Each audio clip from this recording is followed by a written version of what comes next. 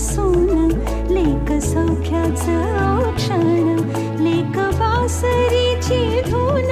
लेक अंगणी पैंजण लेक चैतन्याचे रूप लेक अल्लड चांदण लेक रंगांचं शिंपण लेक गंध हवामान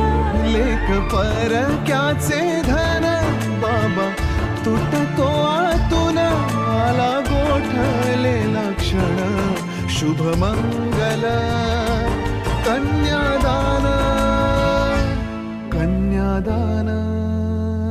एक कौतुकाची थाप